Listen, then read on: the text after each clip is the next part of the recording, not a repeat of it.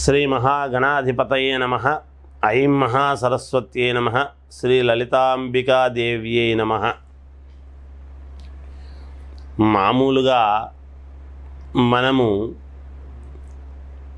ధనము రావటము కోసము అని, సంపాదన కోసమని డబ్బు ఎన్నో రకాల ఉదయము లేస్తే మనకు చాలా అవసరము కాబట్టి ధనం మూలం మిదం జగత్తు అందరూ మాట్లాడేటువంటి మాటయే ఇది.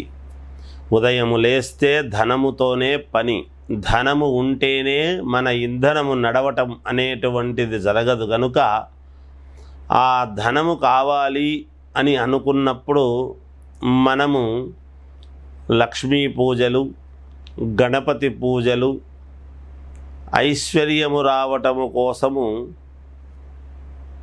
అనేక రకాల పూజలు ఎన్నో చేస్తూ ఉంటాం. మామూలుగా అయితే ఎవరో చూస్తారు, ఎవరో చూడటానికనో మన పటాటోపమంతా చూపిస్తూ మనము చాలా గొప్పగా పూజ చేస్తున్నాము అని అందరినీ పిలిచి మేము ఇది చేస్తున్నాము అది చేస్తున్నాము అని ఆడంబరముగా చేయటము కాకుండా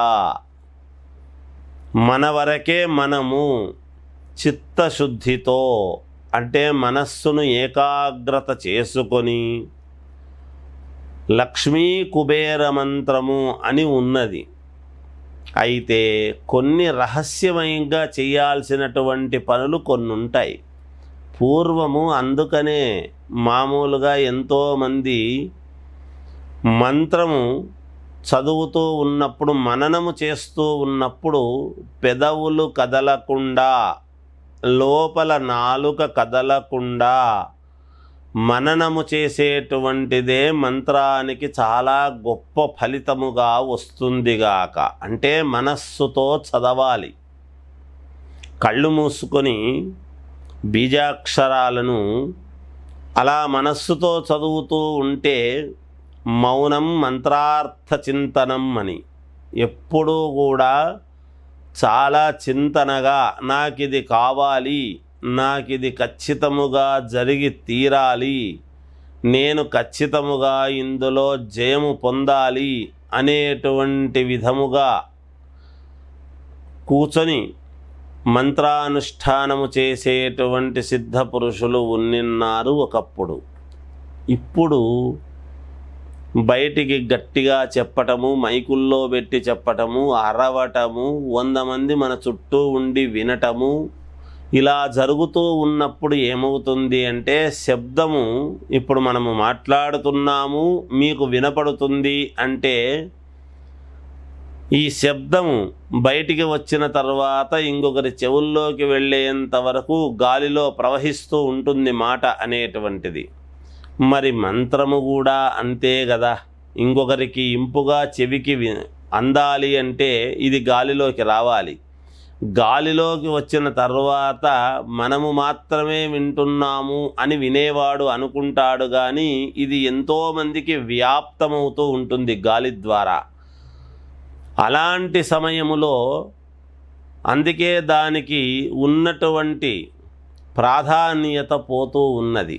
అందుకనే మంత్ర ఉపదేశము అన్నారు పెద్దలు. మంత్రాలు ఎవరితోనైనా మనము ఏదైనా ఉపదేశము తీసుకోవాలి అంటే మంత్రోపదేశము కుడి చెవిలో చెప్పించుకోవటం అనేటువంటిది జరుగుతుంది.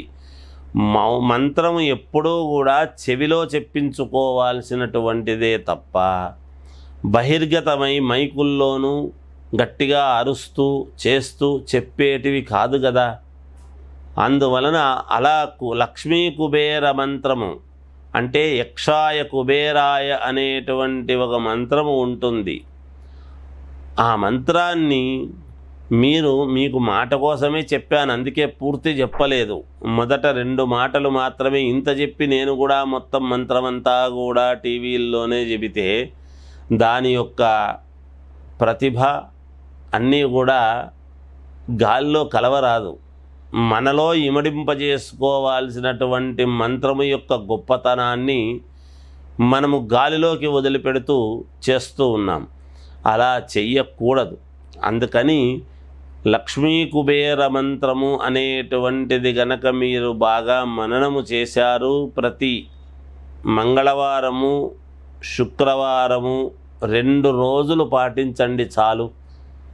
లక్ష్మీ కుబేర మంత్రం అని మీకు దొరుకుతుంది, దొరకకుండా ఏమీ కాదు. యూట్యూబుల్లో ఉంటుంది, స్క్రిప్ట్ దొరుకుతుంది, ఎన్నో రకాలుగా దొరుకుతాయి, పుస్తకాల్లో కూడా దొరుకుతాయి.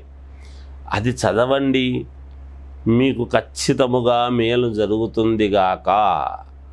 ఎందుకంటే మంత్రము యొక్క గొప్పతనము వినటము వలన వినే కొద్దీ ఇంకా దాని యొక్క పవిత్రత మనము మననము చేసే కొద్దీ మన నాలుకలోని పవిత్రత పెరుగుతాయి. ఎప్పుడూ కూడా కాస్త సమయము దొరికితే ఏవేవో ఆలోచనలు చేసేదానికంటే ఇటువంటివి గనక చేసుకోగలిగితే మీకు చాలా శ్రేయోదాయకముగా ఉంటుంది అని తెలియజేస్తూ జయోస్తు.